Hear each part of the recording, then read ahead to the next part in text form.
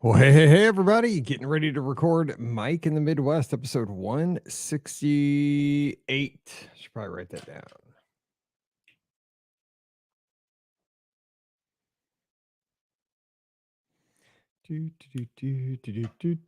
On a Tuesday. All right, let's do it.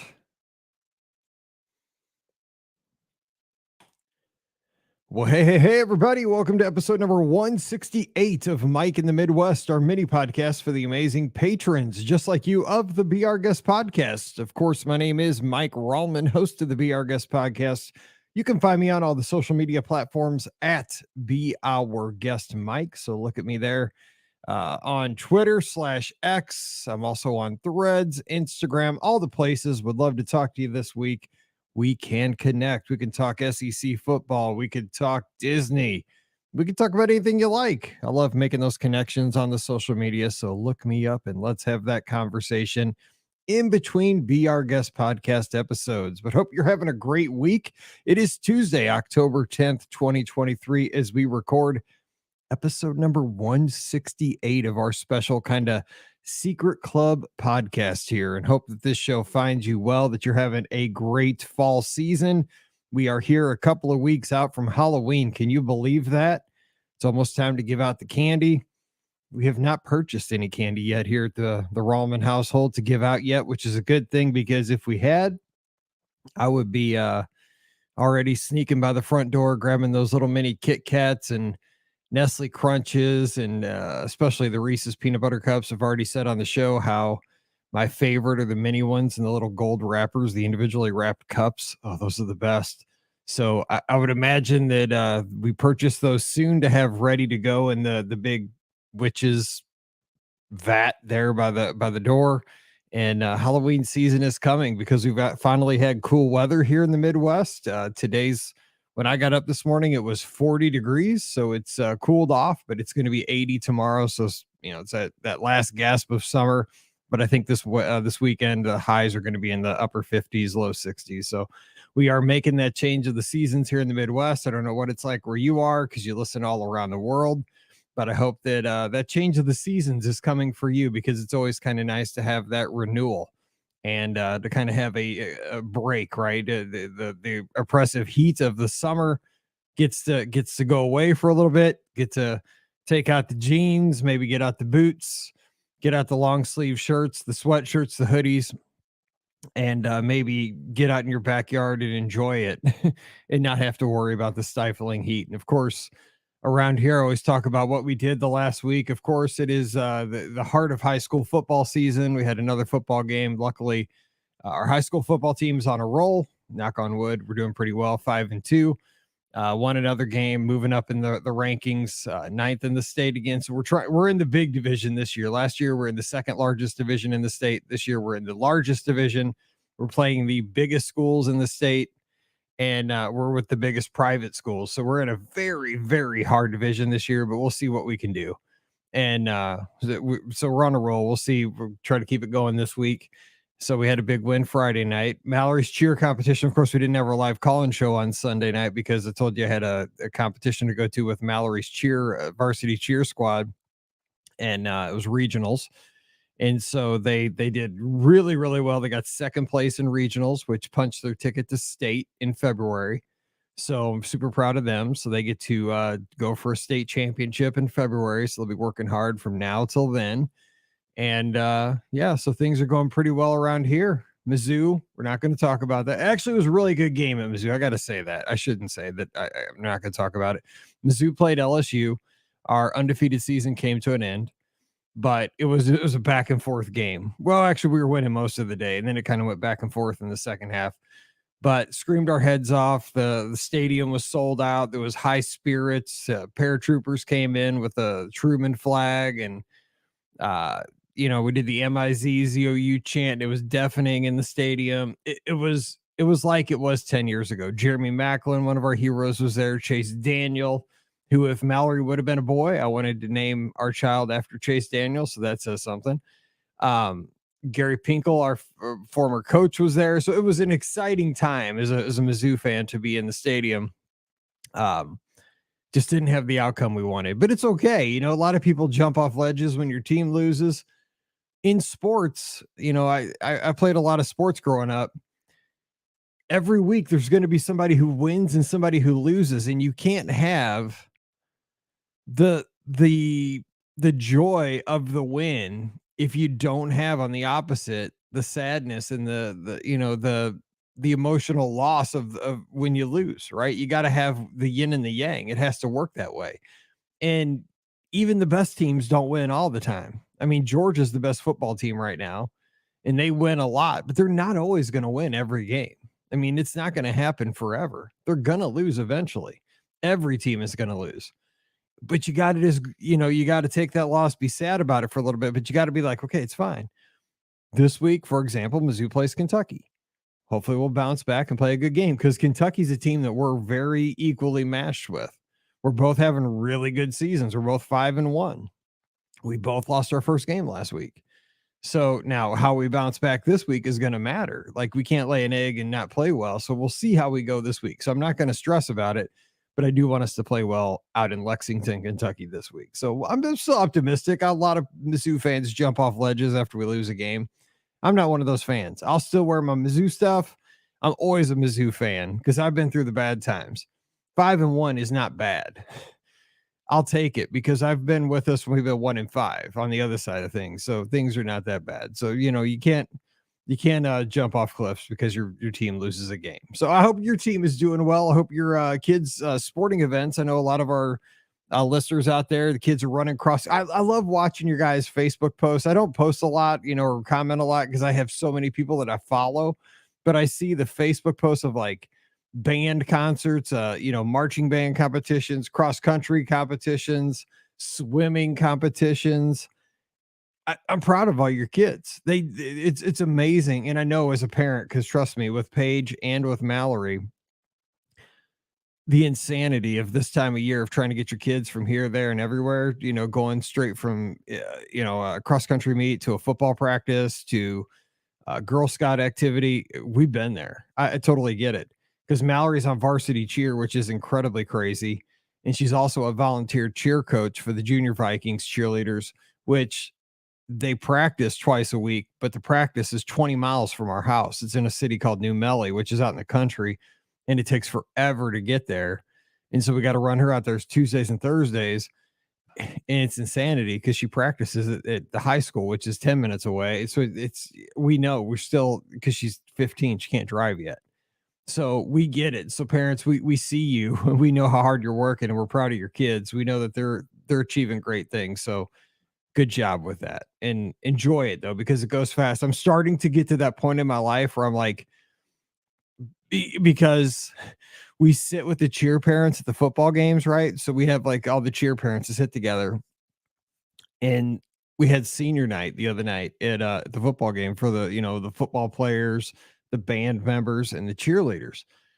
And you see the senior parents just losing it. And then you saw the junior parents like, oh my God, that's going to be me next year. Like, and they're starting to lose it because like, oh, that's only a year away for me and that's it. And then I'm starting to think, oh my gosh, this is it for me because Mallory's my, you know, my youngest. And so in like 3 years, that's it. Like we won't have anybody else in high school. So I got to enjoy this, you know? And so it goes so fast. I mean, literally, it felt like Mallory was in elementary school a year ago, and now she's a sophomore in high school. We're already almost to basketball season, so the year's almost halfway over. So enjoy. I'm really trying to be better about enjoying every moment. Don't get hung up on you got to run to practice and do all that stuff. It's not you have to, it's that you get to. You're privileged to. A lot of people would love to go back and be able to do that again. So remember, be grateful. Say, I get to do that. That's what I'm trying to do with my heart. I'm not saying you should, but I'm just saying that's what I try to tell myself. I get to do that because there'll be a time where you won't get to do that and you wish you could. Okay, so getting a little preachy there, and I don't mean to. Okay, let's get to the feedback from last week's show. Last week, okay, let me tell you about last week. I totally screwed up. Last week, I forgot to hit the live video button. And of all shows, right? It was the 167th episode of Mike in the Midwest. And this is the one podcast really where I had visuals. I had all my credential badges from all the media events. Well, not all of them, but a few select media events that I've been to at Disney. So I was holding them up to the camera. I was showing them off and I was telling stories from each one of these events as to why I kept these credentials, because every one of them had kind of a funny story. And that's why I have them hanging on the shelf back here behind me in the podcast studio. So I'm like showing and pointing out details and stuff. I never hit the button to go live on YouTube. So there's no video from that. I didn't realize it till the show was over. So there was the audio podcast, which obviously you guys got to hear, but no video because I'm a dummy. So anyway, I apologize for that. If you went looking for it, that was on me. So I can post pictures if you want. I can post them on Instagram. So just let me know and I can do that. Okay, here's the feedback. Trisha, who's down in Walt Disney World right now, celebrating her parents' retirement. I think they were swigging down some Beverly, as I saw last time on. She emailed me this morning. She says, I don't have any badges, but I save ticket stubs, old magic bands, and deactivated hotel cards. My favorites are my first magic band, Solid Purple, and my movie stub when I saw my first Star Wars movie in theaters. P.S. We don't have a bedroom set either. My father-in-law is a woodworker and built us a captain's bed. We have an IKEA bookcase and a refurbished dresser, and that was a winter project one year. Yeah, I mentioned last week we don't really have a bedroom set. Like it's Pam has her bedroom furniture from when a long time ago. I mean, a couple of decades back. We should, when I talked about getting a pool table, we should probably get a bedroom set before I get a pool table. So yeah, that probably needs to happen. But a captain's bed, that sounds pretty sweet. I think I'd like that. It'd be nice to have a woodworker in the family too. Dennis Keithley, my good friend down in Texas by way of Missouri, says, I keep all my lanyards and key cards for my cruises as well. I have them hanging up from one of the shelves on my desk. I also keep my lanyards and badges from the 3 Star Wars Celebration conventions I have attended. My favorite badge is from the first time I went to Celebration in 2017 in Orlando. I managed to get a media badge that time. Overall, it didn't provide much in the way of privileges other than a media entrance. However, that proved to be pretty valuable, as I could walk right into the convention through a dedicated line instead of waiting in line with everyone else. On the first day of Celebration in 2017, it took some people 5 to 6 hours to get through security. Holy cow. Star Wars Celebration 2017 was an amazing event, and I made friends that weekend that I talk to on a regular basis today. That is awesome. Yeah, it is. I mean, I will say we're small potatoes when it comes to Disney. I mean, we're as small potatoes can get. But when we do get invited to go down for like an opening of an attraction or a new fireworks show or something, I get blown away, and I'm super polite when I get to go. And I've seen some crazy behavior by other media outlets when I go to these things. And the one thing that gets me just real quick when you go to these Disney media things is that I've seen a lot of like websites and shows and stuff and bloggers and stuff. Like a lot of people, like they seem so entitled. Like the Disney owes them things when they go to get these things. And Disney, when they bring you to a media event, they give you like a hotel room to stay in for a couple of nights, and they'll give you a ticket. A lot of people probably have annual passes, like I do because I go down for the races and stuff.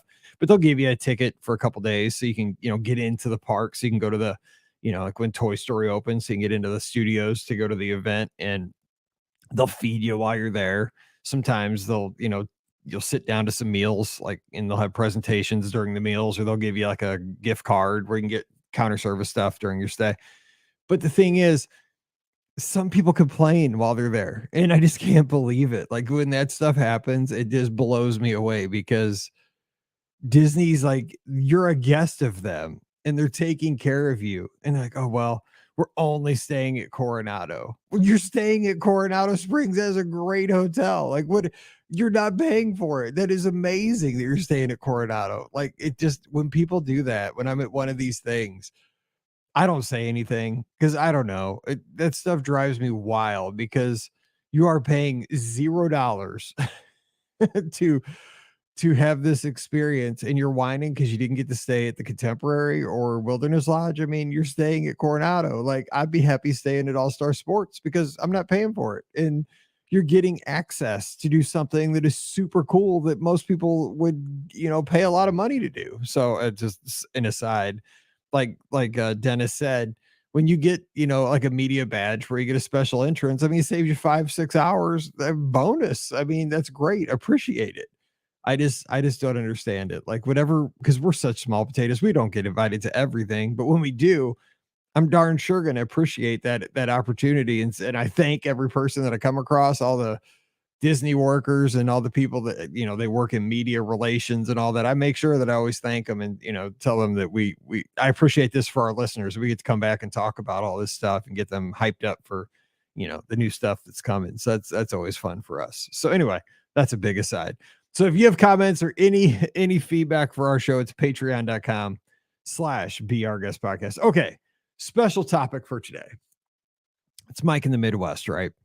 You want to know where Mike in the Midwest starts? Well, actually, today is a very special day. It's October 10th, 2023. And today is my dad's 70th birthday. That's right. My dad was born on October 10th, 1953. He turns 70 this year, and I turn 50. So we both have big birthdays this year. So I thought it might be interesting. Now, stick with me because I want to draw some parallels here. And I was thinking about this the last few days on the treadmill as I was running and walking. My dad, he's, I've talked about my grandpa is like my hero. So is my dad. Like, my dad, my grandpa, and I are all three really the same person. Now that I've become my own person, almost 50 years old, I am my dad. And I think my dad is my grandpa. And I don't know if you've seen this in your family, like, with how you are, like with your mom and the grandma in the family, or, your dad and your grandpa, whatever your relationship is within your family unit. But the more I look on my dad, the more I see myself. And I'll give you some examples. So let me just give you some just fun facts about my dad. Okay. So, my dad, and I talk about my dad on the podcast occasionally. My dad works right now for the St. Louis Rams. St. Louis Rams, the Los Angeles Rams, as a slip. He used to work for the St. Louis Rams when they were in St. Louis, but he does the radio engineering for them. So that's his job that he does on the weekends. So he's the guy that sits in the booth. He gets out there the day before the games. So if the game's on Sunday, he goes out on Saturday, wherever the game is in Green Bay, or if it's a home game in LA or, Cincinnati, wherever. He's there the day before, sets up the radio booth with the mixers, the microphones, gets the microphone ready for the sidelines guy, goes into the locker room, sets up the post game, like the coaches, so the coach can talk from the locker room, talk to the radio guys. He does all that stuff. So he has to take all the equipment, get it all set up. He runs the show during the game. Like when there's a penalty, he brings up the ref's mic, so that you can hear, holding, 10-yard penalty, first down. And so then pulls the mic down for the ref. He brings up the crowd noise when it gets, try to get everybody hyped up so you hear the crowd, and then brings it down. So that he slides that stuff on the mixer. That's what he does during the show or during the game. So that's kind of his job right now that he does. And during the week, he works at our local ESPN radio station, our affiliate, 101.1 ESPN here in St. Louis. That's where he is now. But let me give you a little background on him. First of all, my dad grew up in Florissant, Missouri, where I grew up. We both grew up in the same town. That's where I used to do the show. That's where we moved from in 2019. Funny factoid, my dad went to elementary school where my wife teaches elementary school right now. So my wife teaches at Combs Elementary School, and that's where my dad went to elementary school. And here's another fun factoid. My dad's childhood home, where he was born and lived as a kid, is the street that my wife teaches on right now, that the school is on, that my wife teaches on. So right now, if you look at my wife on Find My Friends, she's on the street that my dad lived on in the 1950s. So that's still how connected everything is. The school that my wife teaches in is over 100 years old. And my dad went to that school. So that's kind of super interesting. And I'm just going to throw out some random stories about my dad that are kind of interesting. So my dad went to a huge high school in Florissant. It was one of the biggest high schools in the state back at the time. Michael McDonald, for all you yacht rock fans, went to that high school and graduated there with my uncle. My dad has one brother who's older, a couple years older. And so my dad went to that high school. My dad followed my grandfather into his trade. My grandfather was a cement mason. So if you don't know what a cement mason is, it's somebody that puts in like driveways, basement floors, patios, front porches, approaches, like any kind of concrete work. That's what my grandpa did. He was in the union, and so did my dad. He followed my grandpa into that trade. And that's what he did for a living to raise our family as a kid. And so I've talked about that on the podcast too. And my dad did this for years and years, but I mean, it was a physically demanding job. I mean, really, really hard job. And I respect my dad so much for that, because when I look back on that, I know I couldn't do that. Like I just physically, I couldn't do a job like that. And the more I see people in 2023, very few people at this point could do that. I respect blue collar workers so much, because I think that as the years go on, there's fewer and fewer people that could do blue collar jobs at this point, and we need them more and more. As I became a teacher, and I taught for 17 years, when I first started teaching as like a really green teacher in like the late 1990s, I thought my goal was to get every kid into college. And then at the end of my teaching career in like the mid 20 like tens, my philosophy on where to get my kids, uh, I had a big, strong opinion that a lot of kids should go to trade schools and learn how to become mechanics, learn how to become iron workers, learn a trade, learn how to become computer engineers. Because if you can learn a trade that you're super interested in, that maybe you don't have to go to college for 6 years and become a lawyer or a doctor. If that's not your thing, find something that you're passionate about and that you love, because you can make a ton of money working on cars.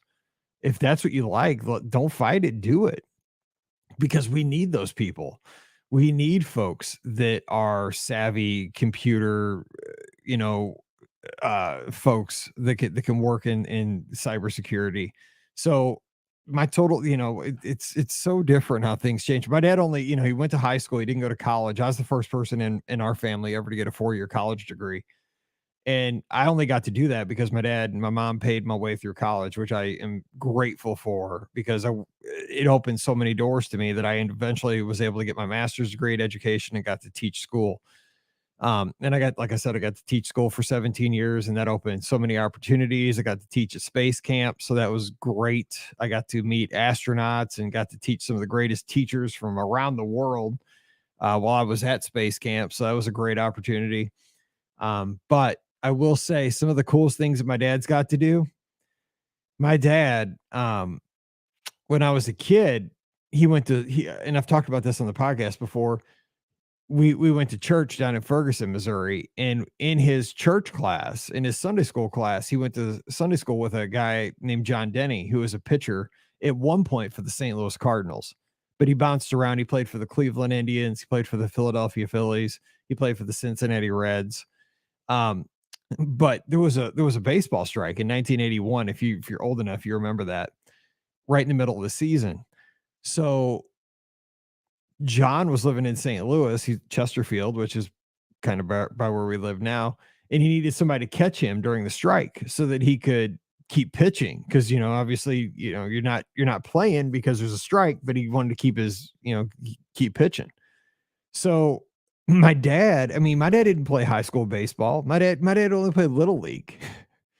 My dad wasn't like, you would think my dad was like some stud, like, college baseball player or something, or, some minor leaguer. That's what I would have thought, right? No, my dad only played, I've seen pictures of him like playing like little league, Corey League baseball. My dad got this crappy, like, catcher's mitt in this banged up catcher's mask. And my dad would go out to this college out by us. It's called Maryville University, and some of these churches that would let this, because if John would ask, they'd always let him go in their gyms during, and pitch. And John would pitch to him during the strike, and they would pitch outside sometimes because I mean it was in the summer, and my dad would catch them. How my dad did this, I still have no idea. This was just so you know, John Denny won the Cy Young Award in 1983. This was in 1981. So 2 years later, this guy was the best pitcher in the National League. He had a devastating curveball. I do not know how my dad caught this guy. I mean, so the best pitcher in the National League, my dad was out there catching him, and my dad never played like high school baseball. So that's amazing. I mean, just to think about, I wouldn't even get back there. I mean, I played ball. Like I caught bullpens in high school. I was a pitcher, but I caught bullpens. I don't care what kind of gear. And my dad didn't even have the gear. Like you could put me in the best gear. I'm not getting back there. No way. Like to put me back there to catch like 5 pitches from like Max Scherzer. Or like Kershaw. No, I'm not doing that. That's what my dad did. Just fresh off the street because they were buds from church. And they were like best friends, John and my dad. Like they would go over. John owned an airplane with Jim Hart, who's a quarterback of the St. Louis football Cardinals. So my dad, since he was a construction worker in the winter, they'd be off. So John would be off because he wasn't playing baseball in the wintertime. He'd be home.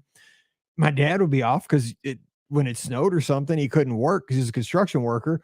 So John owned a little like 4-seater Cessna airplane. So John was learning how to fly. So when my dad wasn't working, John would call my dad. They'd be like, they'd go flying around St. Louis. So they would just get up in his airplane and go flying all the time. And it was crazy that my dad got to do that. So it was one of the fun stories with my dad. And one of the cool things my dad also did was that John was very involved in the Fellowship of Christian Athletes, FCA. And he had bought some land kind of about, I think it was like an hour and a half outside of St. Louis, kind of in central Missouri. And they built a retreat for the Fellowship of Christian Athletes down there. And my dad, obviously with his construction background, helped a bunch of people. It wasn't just my dad, but he helped a bunch of people build that building down there so they could have a facility where the athletes could go and have retreats for the Fellowship of Christian Athletes. So they would fly down there instead of driving down. They would fly like over the place to like see how the construction was going. John would be like, let's go see how they're doing. And my dad would say that, John wasn't at first the best pilot in the world, but he trusted him. They're friends. There's so many parallels between like Scott and I, because like I trust Scott, and I don't know if I'd fly with him. That'd be a stretch because I'm just starting to learn how to fly. Like I like flying, but I mean I'm leaving it to the experts at this point. I'm not getting in a small plane, but it's just like it's like the next adventure, right? It's like let's go. Let's see what can we do. But they had, because of like John was good to our family. He took us to Florida, for spring training one year. I got to, hang out in the locker room at Wrigley Field with the Phillies, and we got to go to Kauffman Stadium and hang out on the field at, when he played for the Indians. He's a great guy. He still is. He lives out in Arizona. But that was one thing. Another thing about my dad, entrepreneur, right? Okay. Well, let me share before that. Well, okay, let me tell that story real quick. So my dad had a best friend, like as I was a kid, and this was like when I was, probably a young kid. He had a best friend named Darwin, who's since passed away years ago of cancer. But Darwin and my dad were always together, and they were in bands together. My dad's still very musically inclined. My dad's a drummer. He still plays drums at church on Sundays when he's in town. Darwin was a bass player, and so they were always together, Darwin and my dad. And my dad was like, I don't know, he always seemed kind of entrepreneurial. And so they started a company where they built what are called road cases. So they built cases for people to put their instruments in after, like, to carry around their gear when they would go from gig to gig. And so I remember as a kid, we had a really small house. I mean, a really small house, like starter house. But in our garage, they had like a drill press. They had all these like materials, and they would build these cases and send them out to places. And I mean, apparently it did pretty well because I remember my dad and Darwin went out to this thing in Los Angeles one year called the NAMM show. And that's a big convention. If you look it up, it's still going today. This was in the 1980s because my dad got stuck out there. It was the big snow of 82. It was called the NAMM show. And they went out there to sell their wares, and they did this for years. But it was kind of cool that my dad kind of had that entrepreneurial spirit because he did that. And later on, my dad started a mobile DJ company. So he always kind of had that entrepreneurial thing, which I think I kind of have a little bit in me too. There's another thing that I think is super interesting with my dad too, is that at about the same point of his life, maybe he did it a little bit sooner than my dad did a 180 on his career. So my dad was a cement mason for about 20 years or so, I would say. And like I said, that is a back-breaking blue-collar job. You go there, you shovel, cement, you're on your knees and back, troweling cement 8 hours a day, every day in the elements and the heat and the cold and it's brutal. My grandpa loved it. My grandpa loved it. I mean, he loved being out and just working like that. But my dad, man, it just wore out his body. And at some point, my dad wanted to go into radio. And so we had this vocational school in St. Louis that was really popular in the I guess it was like the late 80s. It was called the Broadcast Center. So it's like a vocational school where you could go and they would teach you how to work in radio. They taught you production, they taught you on-air skills, they taught you all that kind of stuff. I mean, it sounded pretty cool to me too, because I was in high school at the time. I'd have loved it. But, of course, I was going to high school. So my dad went there at night and kept his job in the day and worked his butt off and got his whatever degree or whatever at Broadcast Center and started out just making these demo tapes just so that he could send them out to everywhere. And I remember he got his first radio gig in Washington, Missouri, which is about an hour and 10 minutes from where we used to live, way out west of us, at a little station called KSLQ 104.9. And it was like the coolest thing because my dad was on the radio, right? And he would drive out there. And I mean, it was a long drive. I mean, it's the long drive from where we live now. And we live about halfway closer than we did in Florissant. But, he'd go out there and do Saturday mornings, but he got to get experience because he got to be on the air. And then eventually he got to be in St. Louis proper on 103.3, the oldie station, as a promotions guy in the promotions department. And then eventually he got some on-air shifts, and then he did the weekends. And then for a while he was program director for a little bit. Then he started working with the Rams. And, I don't want to make this too long because he's supposed to be very short shows, but he totally changed his career path. He went from blue collar construction worker to working in radio. And that's what he's done for the second half of his life. And he's much happier because this is what his passion is in. It's more in radio.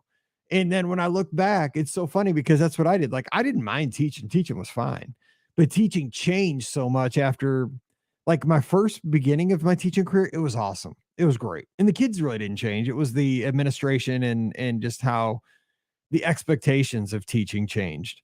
And so, and I had the opportunity to do something with the podcast, and I wanted to see what I could do with it. And I love what I get to do. I love that I get to do this. And if I didn't give this a chance, I would have regretted it. And I wanted to so my dad and I both took a chance, and I was so scared when I made that jump from quitting teaching to just trying to do travel full time. But I love that I took, if I wouldn't have, I'd have been sad. So I'm glad that I did. It worked out, and it worked out for my dad. My dad got to engineer a Super Bowl a couple of years ago. A Super Bowl. He has a Super Bowl ring with the Rams. I mean, my dad came from Florissant, Missouri, like Harrison Street. He's as Midwest as they come. And my dad got a Super Bowl ring. He's met like so many famous people, but my dad is, you will not meet a more down to earth blue collar person than my dad. He's the best. But when I look back, there's so many things, and we'll wrap this up. When I look back though, my dad in my childhood, my dad was always playing with like stuff. He was always a tech geek. Like he always had like the first VCRs. I remember we had the big camera that would go on your shoulder that you had to carry around, the VCR thing, like in the sling. We had one of those as a kid. Like growing now, I always got to have the latest tech stuff. I'm a tech geek. I'm like my dad. Now I watch the old retro shows. That was my dad. Like we used to videotape Leave It to Beaver episodes on VHS tapes when they came on TBS. Now what do? I watched Love Boat on Pluto TV and all those shows. Like I have turned into my dad, and I'm cool with that at this point in my life because there's a lot worse things that I could turn into. So I just wanted to throw this show out there. And I know it's not for everybody, but here's what I want to hear from you guys today.